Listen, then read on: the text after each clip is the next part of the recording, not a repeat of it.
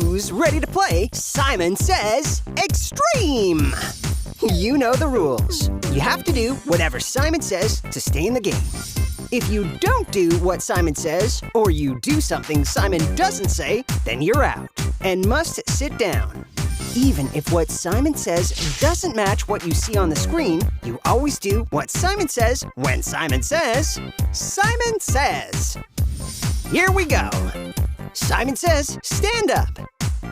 Simon says, spin. Simon says, stop. Spin again. Whoops! Simon didn't say spin. If you just spun, then you need to take a seat because you are out. Let's try again. Simon says stretch. Simon says stoop over. Simon says stand up straight. Simon says sit. Simon says stand. Simon says sit. Simon says stand. Simon says sit. Simon says sit. If you stood up, Simon says see ya. All right, now you can sit. Did anybody fall for that one? Nice job. Simon says stomp one time. Simon says do another stomp. Simon says stomp again. Simon says keep stomping. Stop stomping. Whoops! Simon didn't say to stop stomping, so stomp on over to your seat if you stopped. Simon says salute. Now with both hands. If you saluted with both hands, Simon says, sorry, you are out. If you're still in the game, you should be standing at attention and saluting. If you haven't gotten out yet, that's awesome. Let's take a little break before the last round. Go ahead and relax for a minute. Uh-oh! Simon didn't say to take a break. Simon says, everybody gets back in the game for the final speed round. Simon says stand. Simon says spin. Simon says surf. Simon says stand. Simon says spin. Simon says surf. Simon says stand. Simon says spin. Simon says surf. Simon says stand. Simon says spin. Simon says stop. If you struck a surfing pose, you're like totally out here, dude. Simon says surf. Simon says stretch. Simon says salute. Simon says spin. Simon says sit. Simon says stand. Simon says stretch. Okay, everybody stop. Ooh, Simon didn't say Simon says. So, if you're not still stretching, then you are out. Simon says, if you're not out, then you're a super Simon Says Extreme success.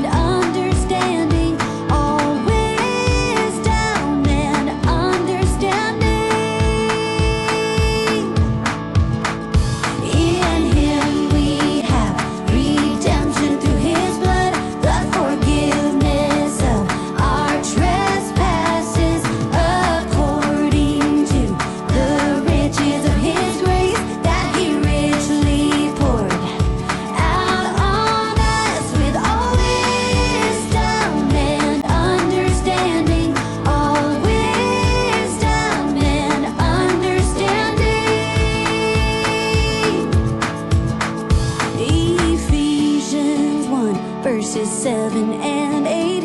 Ephesians 1 verses 7 and 8. Ephesians 1 verses 7 and 8. Ephesians 1 verses 7 and 8. Ephesians 1, verses 7 and 8. Ephesians 1, verses 7 and 8. Ephesians 1, verses 7 and 8. Ephesians 1, verses 7 and 8. In him we have redemption through his blood, the forgiveness of our trespasses, according to the riches of his grace that he richly poured out on us, with all wisdom and understanding, all wisdom and understanding, all wisdom and understanding, all wisdom and understanding.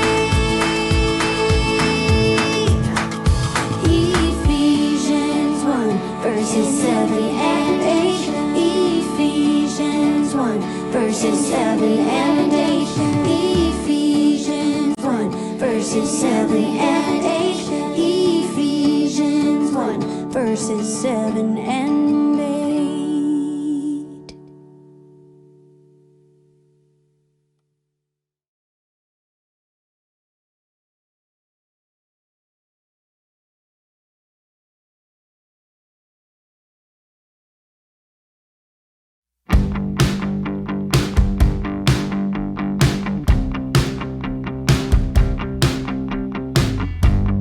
Come, let's worship and bow down. Let's kneel before the Lord our Maker. For he is our God and we are the people of his pasture, the sheep under his care. The sheep under his care.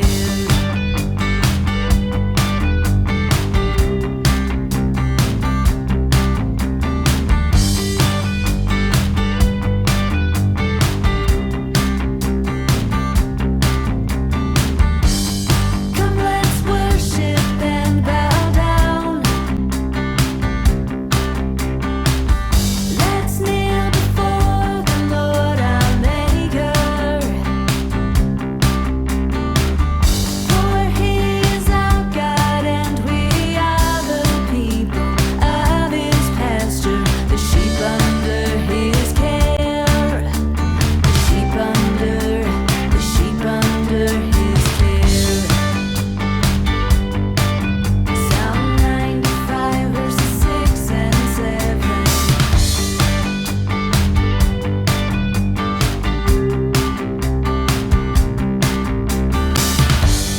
Come, let's worship and bow down.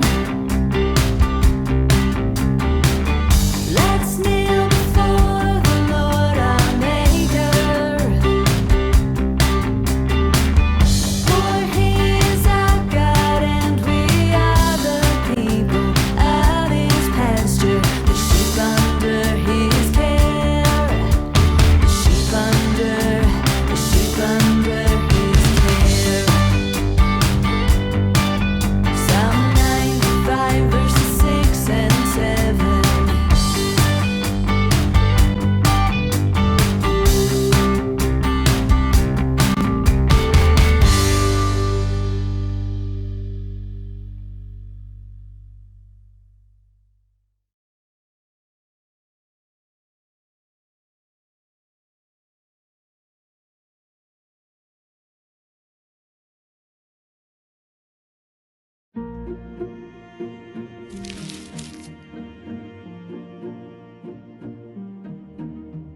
Saul was the king of Israel, but he had disobeyed God.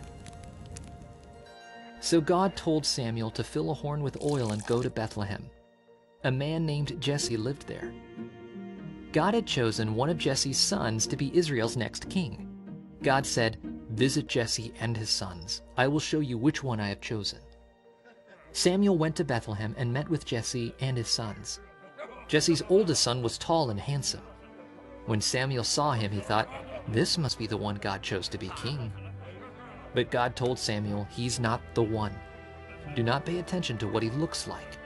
You look at what you can see on the outside, but I see the heart. Jesse brought out his next son to Samuel, but Samuel said the Lord hasn't chosen him either. One by one, Jesse's sons approached Samuel. Each time, Samuel said the Lord hasn't chosen him either. Do you have any more sons? Samuel asked. Yes, Jesse said. My youngest son, David, is in the field taking care of the sheep. Jesse sent for David. When David arrived, God told Samuel, he's the one. Samuel anointed David. He poured oil on David's head to show God had chosen him to be the king. The Spirit of the Lord was with David, and Samuel went back home. Now, King Saul was bothered by an evil spirit. Saul's servants thought Saul might feel better if he listened to beautiful music. One of Saul's officials knew that Jesse's son David could play the lyre. So David came to Saul, and whenever Saul felt troubled, David played his lyre, and Saul felt better. Samuel anointed David, setting him apart to be the next king. God's choice for Israel's king was surprising. David was the youngest in his family, but God saw David's heart for the Lord. When Jesus came to earth, he seemed like a surprising choice for a king. Jesus is the perfect king who saves us from our sin and reigns forever.